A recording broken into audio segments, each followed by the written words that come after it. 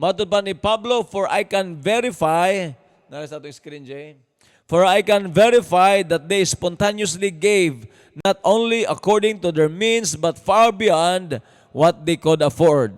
In verse 7, you do well and excel in every respect. I'm reading in the TPT version, in unstoppable faith, in powerful preaching, in revelation knowledge, in your passionate devotion, and in sharing the love we have shown to you.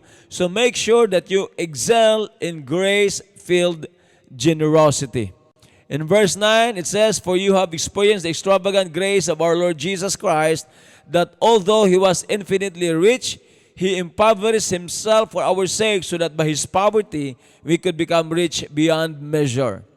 In verse 12, it says, for if the intention and desire are there, the size of the gift doesn't matter. Your gift is fully acceptable to God according to what you have now, not what you have not, what you don't have. Father, we praise you. We give you glory, Lord. Salamat sa iyong pagkamaayo, O Diyos. Dalagon ka sa walay katapusan, Ginoo. Lord, mamuhat ka sa iyong pulong, karong kabuntagon, Ginoo. Lord, hallelujah, iyong pulong. Buhi, Lord, sa matag-usan na magkakinabuhi, Ginoo. We give you glory in Jesus' name. Amen, amen, amen, amen. Hallelujah! Nindot kayo ang pulong ni Lord, karong kabuntagon, igsoon, 2 Corinthians chapter 8, og hapit na ta, mahuman, hallelujah! Pila na lang ka chapter? 1, 2, 3, 4, 5 na lang ka chapter igsoon. So, Tuesday, Wednesday, Thursday, Friday, Saturday. So, this week, mahuman na to ang 2 Corinthians chapter 8. Hallelujah, hallelujah! No, encourage you mga igsoon nga completers kita aning book nga 2 Corinthians igsoon. Hallelujah kay mga completers.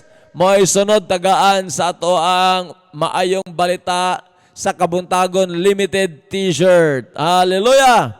No, so mo'y sunod na to tagaan igsoon kato mga completers. Hallelujah sa atong 2 Corinthians sa kato mga dili completers next batch na bod. Hallelujah. Praise God. Ha? Mga completers igsoon sa ato ang 2 Corinthians chapter 8 may sunod na to tagaan sa ato nga MBK t-shirt. Katong natagaan na nga to sa mga lagi dili na kumatag. Salamat kayo mga igsoon. O nindot kayo ang pulong karon mga igsoon. Duha ka topic ang naisgutan diri ni Pablo. Ang usa nga topic igsoon, ang unang nga bahin mao kaning paghatag, og ang ikaduha nga bahin mga igsoon mao yang pag-endorse kang Titus og sa mga kauban pag-adto sa Corinthians sa Church of Corinth para nga hallelujah magkuha sa maon nila nga love gift. Hallelujah. Praise God, praise God. Good morning Van GB Tamparong Tampon. Oy, na Tampon, no, igon sa man ni Kurt, ni RK, ni Rich Kid. Okay? Hallelujah. Praise the Lord. Dalagon ang Diyos mga igsoon.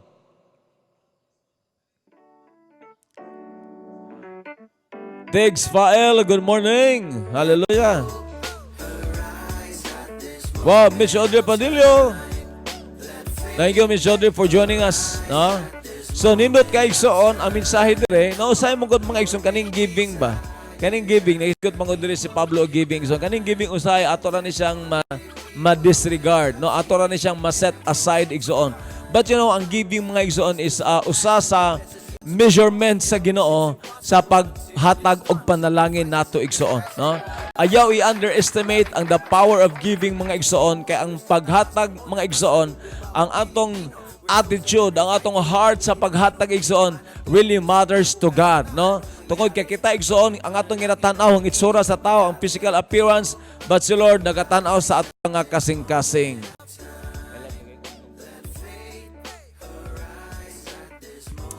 Alright, hallelujah.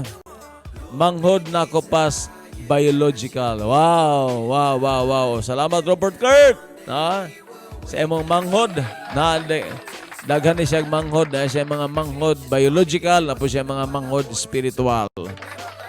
Hallelujah, praise the Lord. No? O sa mga igsoon kaning paghatag ato ning in-neglect, no?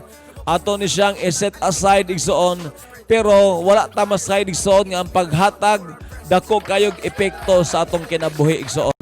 Hallelujah. Sa Old Testament tinuod na nga gi-oblige ta sa Dios sa paghatag sa ato nga 10% igsoon, no? Sa 10%, no? Makita na to sa Malakay igsoon, Malakay 3, no? sa pag-obligar ka nato sa paghatag sa 10% ngadto kay Lord kay kana nga bahin iyahagid ang bahin. Dili ta gina i-compromise. Apan sa New Testament igsoon mas gisamot pa, no, kay testingan sa Ginoo ang atong kasing-kasing. Sa Old Testament, hallelujah, kita ang magtesting sa Ginoo pinaagi sa atong paghatag sa tithes, no? Pero sa New Testament, kita pod ang gitistingan sa Ginoo, gitistingan sa Ginoo ang ato ang kasing-kasing, no? The more nga generous ta maghatag, the more pod ta nga panalanginan sa Ginoo. Ang measurement ni Lord sa paghatag sa atoa maupod ang atong measurement sa paghatag maupod yang gamiton nga measurement nga sukdanan sa iyang panalangin nga sa atong kinabuhi. So dili nato i-underestimate igsoon, no? Kay nganong usahay grabe na natong kayod nya wala gyapon ta na bless bisag Kristohano na ta, basin ang problema naa sa imong paghatag igsoon, no? Basin og hallelujah imong kasing-kasing igsoon, hallelujah, naka-attach paghapon sa kwarta, no? Naka-attach paghapon sa selfishness mga igsoon nga kanang me first attitude, mine, no? Mine attitude igsoon, no? Kanang dili pagkakabalo mo release sa blessing nga do sa aban. Di pagkakabalo mahimo nga channel of blessing. Kadyo na igsoon ha.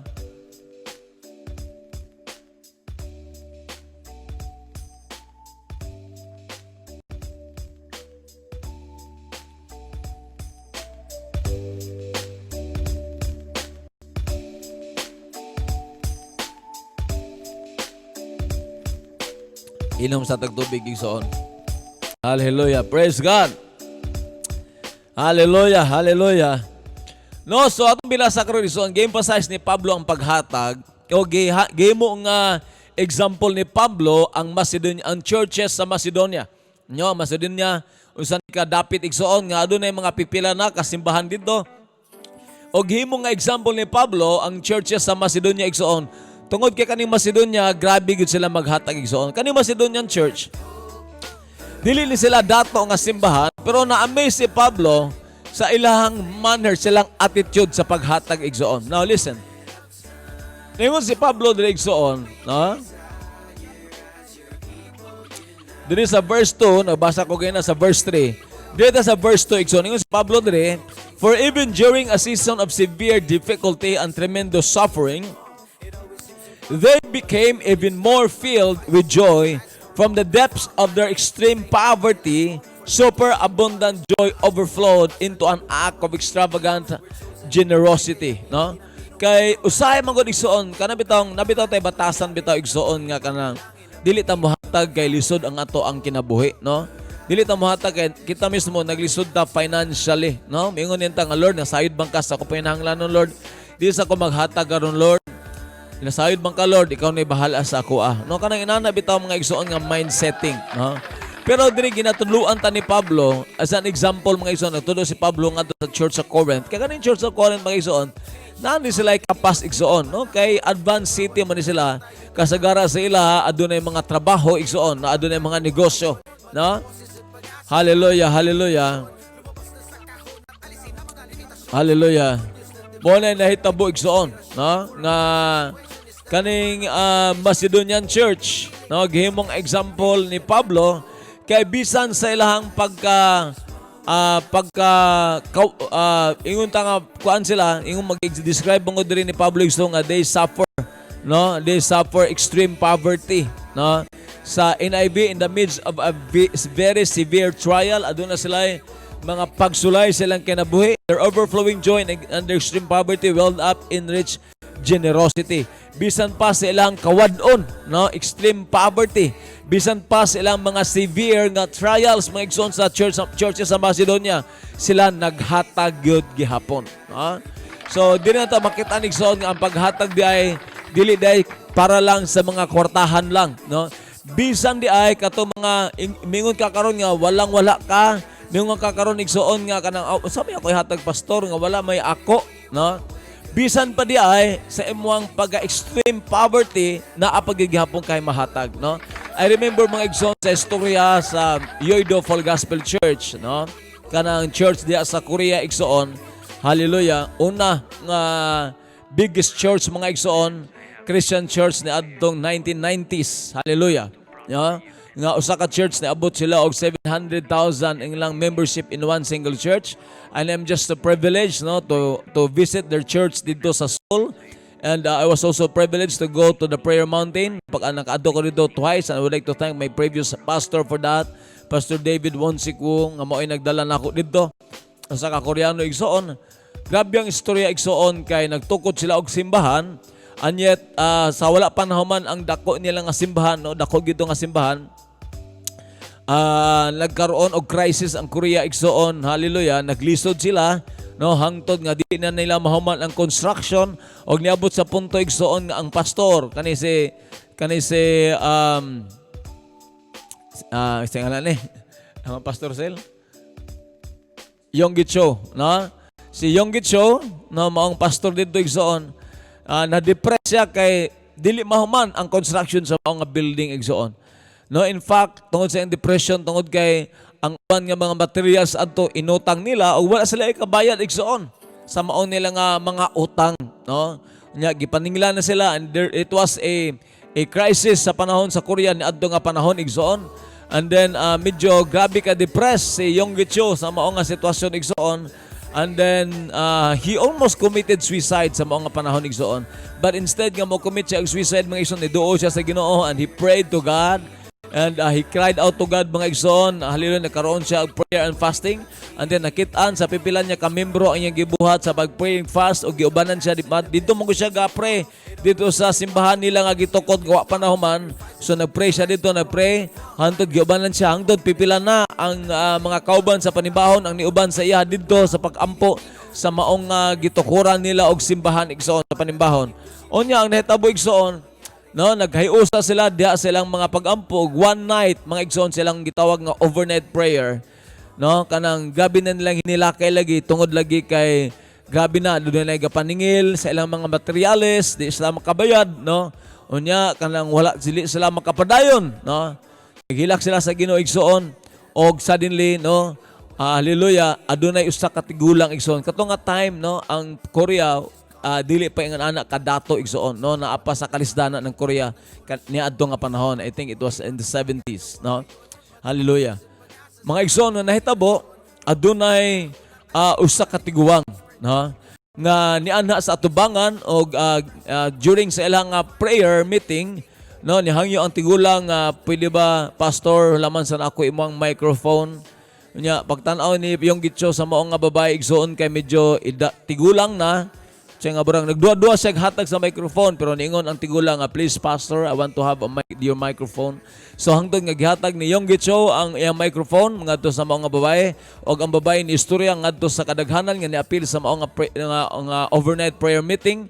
And then hallelujah, ni istorya ang babae, niingon ang babae nga ako tigulang ko, pobre ko, unsay naa sa ako ay nagbitbit siya igsoon kana bitang mga kanang pagplato kani adto igsoon nga kana bitang stainless, no, mo na mga plato kani adto nagbitbit siya stainless nga kanang yahong, no, ingon siya nga kanang maora gid daw ni ang ihang kabtangan, maora gid daw ang katong plato, maora gid daw gyud to ang ihang kabtangan. Ingon siya nga maora gid ni pastor ang ako ang kabtangan kaning plato, wala na ko'y laing nga kabtangan, no. Ang akong balay nga akong gipuy-an dili ako, maora gini ang ako tigulang igsoon nga kanang siguro kay kaniadto pobre pa man ang Korea igsoon, no. Wala ta kabalo og asa iyang pamilya, no. Niduol siya kang pastor Yonggi Cho nga maora ni ang naa sa ako pastor, og ako ning ihalad sa Ginoo karon, ako ning ihatag kanimo.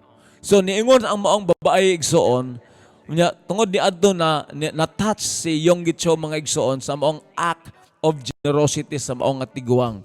Nga the only thing she had during that time mga igsoon is ang maong stainless nga iyang gamiton sa pagkaon nga yahong, no. Hallelujah, kahilig man sila og noodles igsoon, muna yahong ang ilang plato igsoon. So iyang gi-offer, iyang gihatag ngadto sa altar igsoon. Hallelujah, og tungod ni ana mga igsoon ang during the time ng overnight prayer meeting, the Holy Spirit, no? Ang Holy Spirit mao day nag-move, naghikap ni adto nga tiguang igsoon, og sa dihang katong nga tiguang ni gibuhat niya kung unsay conviction sa iyang kasing-kasing igsoon, and the Holy Spirit, hallelujah, hallelujah, sa maong nga nilang overnight prayer meeting, and touch everyone dito sa prayer meeting, mga igsoon, hallelujah, og ang tanan naghilak ng gitsabaw, hallelujah, og ang tanan nihatag og commitment sa paghatag diha sa Ginoo, no? Ang tanan nihatag og commitment nga muni akong ihatag, muni akong ihatag, muni akong ihatag, muni akong ihatag, hallelujah, hallelujah, og tungod sa mao nga move sa Holy Spirit, mga igsoon, nga gigamit sa Holy Spirit ang usa ka tiguang nga kung unsay iyaha nga katong iyang bowl, igsoon nga bowl, kato iyang yahong nga iyang kananan mo iyang gihatag, iyang gihalad, igsoon, ang tanan, hallelujah, gihikap sa Holy Spirit. They cried out to God. Ang nakitaan nila nga, oy, naaman di ko'y pwede mahatag. Ang tigulang galing nga, mooray, naasa iya ganing gihatag. And everyone realized by the conviction of the Holy Spirit nga naaman di sila ikahatag, no? Hangtod nga naghatag sila, igsoon, hallelujah, og nabayran nilang mga utang, og nahuman ang mao nga construction building. O sayo mo gud, igsoon, dili ta maghatag kay magunahon ata nga walay ato, pobre man ko, unsa may akong ikahatag, umay ako, mga igsoon, hallelujah, without realizing nga naagi tay ikahatag, igsoon, no? Hallelujah. So muni igsoon nahitabo sa Macedonian Church nga bisan sa ilang extreme nga poverty, no? There is a verse 2, from the depths of their extreme poverty, super abundant joy overflowed into an act of extravagant generosity. No, bisan pa di ay silang kapobrehon, igsoon, ang ilang paghatag is extravagant, no? This woman, ali akong example kaganina, ang iyang gihatag kung unsay naa sa iya, iyang gihatag, iyang gi-offer ngadto sa Ginoo. Hallelujah. Og nahimo siya nga extravagant giver, igsoon. Always remember, mga igsoon, ang paghatag nato, igsoon, magsumikad nga na sa atong kasing-kasing, igsoon. Kung unsa atong kasing-kasing, kung atong kasing-kasing na ay kalipay sa paghatag, igsoon, i-bless gyud ka sa Ginoo. So ako nagapasalamat sa mga sponsor nato dito sa MBK nga gihikap mo sa Ginoo og wala mo magmakuli sa pag-support sa MBK kay nasayod ko, igsoon, no, kung kabalo pa lang mo unsa kadako nga vision ang gihatag ni Lord sa ako about aning MBK, igsoon, hallelujah, mayingon lagi ta nga, Lord, grabe jud ka mohatag og vision kanang bura man imposible, pero sadyang mo respond na ta, igsoon, hallelujah, mahimo gud siya nga posible, igsoon, mahimo gud siya nga posible, no, mahimo gud siya nga posible, igsoon, hallelujah, basta mohatag ta, no, naagid siya return, igsoon. Always remember, you can never outgive God. Kung unsay naa sa imo, igsoon, gikan na sa Dios. Kung ikaw maghatag sa Dios, igsoon, makitaan sa Ginoo imong kasing-kasing, hallelujah, nga malipayon ka nga naghatag, hallelujah, baslan jud ka sa Ginoo in 100-fold, no? Ang giingon ni Pablo dito sa verse 3, for I can verify that they spontaneously gave, no? Spontaneous sa gidikson. Ang ilang paghatag, wala na sila gunahuna og sabagid kanang spontaneous lang, no? Kanang ang uban magunahuna, maghatag ba ka ko or dili? Maghatag ba ka ko or dili? Ang ilang maigsoon ni Pablo, they spontaneous. Ingon si Pablo, for I can verify that they spontaneously gave, no? Without any question, sila nagahatag, igsoon, ang Macedonian Church, bisan pa man silang pagkapobre, mga igsoon. No, ingon din maigsoon sa verse 3, for I can verify that they spontaneously gave not only according to their means, but far beyond what they could afford, no? Dili tungod sa ilang means, igsoon, nga naghatag sila, kundi kung unsa ang ilang pwede mahatag, ilang gihatag, igsoon. Muni nga gihimo nga example ni Paul ang Macedonian Church kay ang ilang paghatag, igsoon, dili tungod kay kwartahan sila. Ang ilang panghatag dili tungod kay anang naay ilaha, kundi ang ilang paghatag is out of what they could afford, no? Kung unsa lang mahatag, ilag yung ihatag, igsoon, sa walay pogong-pogong, igsoon. Hallelujah, hallelujah. Now, by the way, ang mga paghatag, igsoon, is intended, hallelujah, is intended, igsoon, sa church dito sa Jerusalem. Now, listen. No, in verse 7, you do well and excel in every respect. Yung si Pablo nga doon sa church sa Macedonia, nga maayo ang inyong pagpangalagad sa Ginoo, maayo ang inyong kahimtang, maayo ang tanan. You do well, no, nag-excel mo in every respect. No, gisaid rin ni Pablo nga ang Corinthian church nag-excel sila sa ilang faith. Kung faith ay isgutan, grabe ang mga pagtuo aning Corinthian church. Kung powerful preaching igsoon, grabe ang preaching diri sa Corinthian Church. Kung revelation knowledge, grabe gyapon ang revelation knowledge diri sa Corinthian Church. In your passionate devotion, oy gadevo gyapon sila. Gadevo gyapon mga igsoon, ga-devotional gyapon, bupasabot ang igsoon, gabasa gid sila sa pulong sa Ginoo. They spend time to God ang kaning Corinthian Church. Hallelujah. And in sharing the love we have shown to you, mga igsoon, ga-share po sila sa gospel. Hallelujah. Ngadto sa uban. No, in every respect, nag-excel ang Corinthian Church in unstoppable faith, in powerful preaching, in revelation knowledge, in their passionate devotion, and in sharing the love nga mo'y gipakita nga example ni Pablo kung unsa si Pablo mag-share sa gospel, no? Mag-share sa love pinaagi sa gospel, ginabuhat pod sa Corinthian Church, but naay usa ka punto nga gi-emphasize si Pablo dire. So ingon si Pablo son, so make sure no? You excel in every area. You excel in this, in this, in this. You excel in your faith. You excel in preaching. You excel in devotion. No? You excel in knowledge. No, yung si Pablo. So make sure that you also excel in grace-filled generosity. No? Yung si Pablo, no, tinguha apod nga mo excel pud mo diha sa paghatag. And I believe mga igsoon, kini nga mensahe dili lang ni para sa Corinthian Church, no? As we wanted to grow and mature, hallelujah, diha sa kinabuhi nga Kristohanon igsoon, hallelujah, dili gid nato kalimtan unsa ka importante ang paghatag igsoon. Na ay grabe kay nga mga alagad na nerbisyo sa Ginoo nga grabe yung paningkamot igsoon, por nakita nato lang kinabuhi igsoon nga lisod gihapon kaayo. Unsay kulang, basig nagkulang diha sa paghatag. I'm telling you igsoon, do not underestimate the power of giving. Hallelujah. Hallelujah. Why? Because you can never outgive God. Kaya ang sa New Testament, ang gingon ni Ginoong Hesus, kung unsa measurement sa imong paghatag, mao pa na measurement sa pag-bless ni Lord sa imong nga kinabuhi.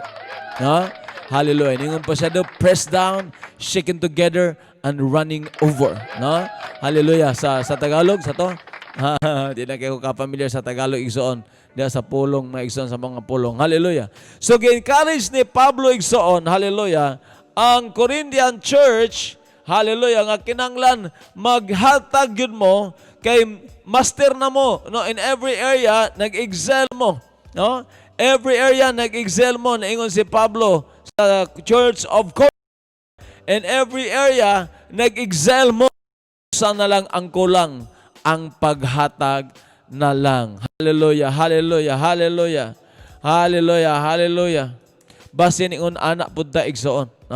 Basin ingon anak pudda nga ga-excel na ta sa atong faith. Nag-excel na ta igsoon sa na-excel na ta sa atong faith. Nag-excel na ta igsoon ta sa pagsangyaw sa pulong sa Ginoo. Nag-excel na ta igsoon sa discernment, sa revelation knowledge ni Lord. Pero wala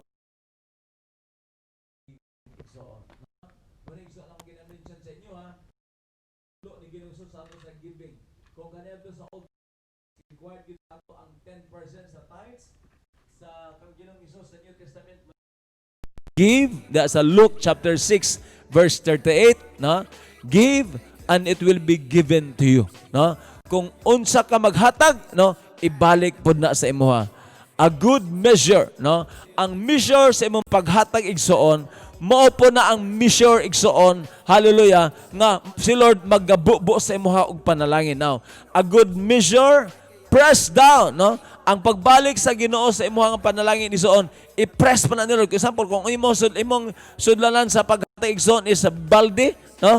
Kana nga balde, i-press down pa gina sa Ginoo, i-shake pa gina diya maayo igsoon para nga maunlod gyud, para daghan gyud masulod, and running over para gyud mag-overflow ang panalangin will be poured into your lap, for with the measure you use, it will be measured to you. Mooning pamaagi ni Ginoo sa panalangin sa New Testament igsoon. So ayaw gyud, hallelujah, no? I-underestimate ang power of giving, no?